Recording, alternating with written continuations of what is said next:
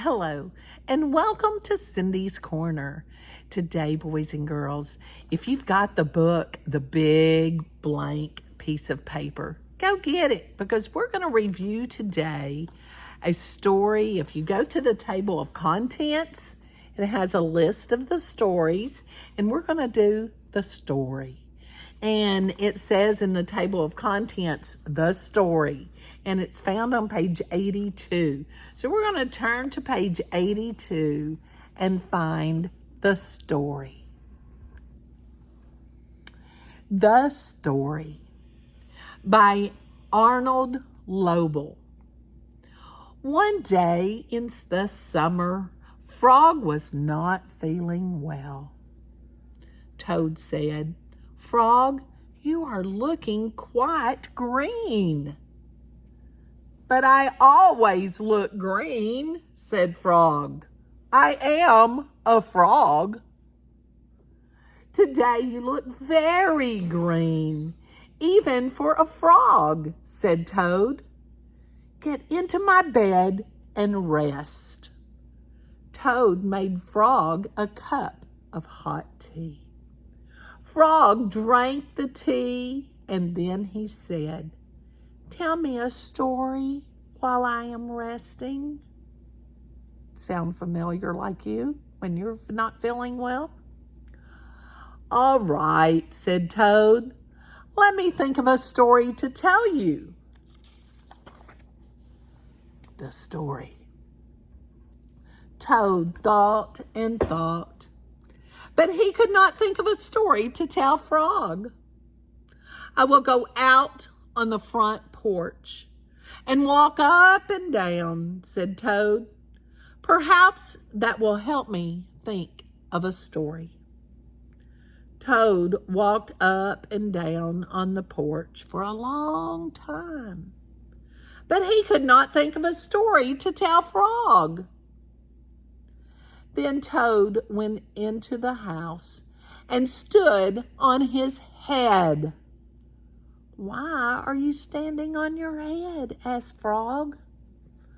"I hope that if I stand on my head, it will help me think of a story," said Toad.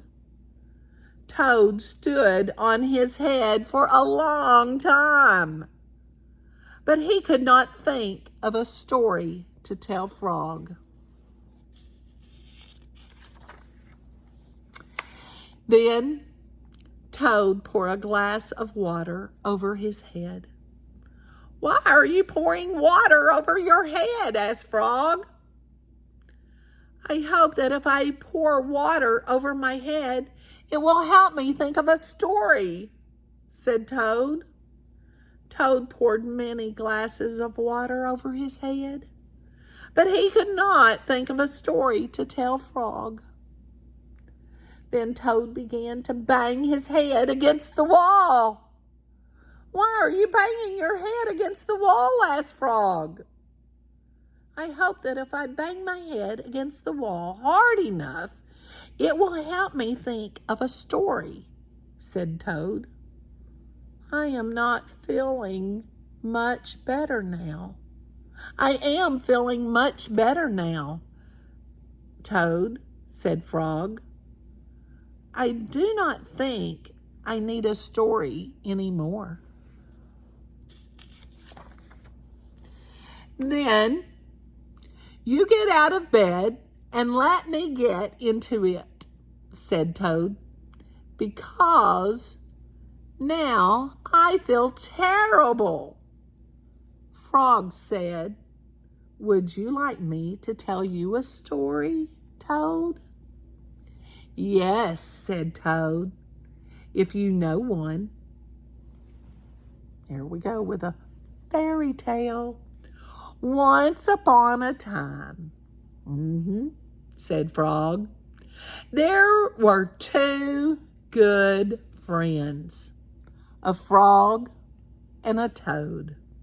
The frog was not feeling well, and he asked his friend the toad to tell him a story. The toad could not think of a story. He walked up and down on the porch, but he could not think of a story. He stood on his head, but he could not think of a story. He poured water over his head, but he could not think of a story. He banged his head against the wall, but he still could not think of a story.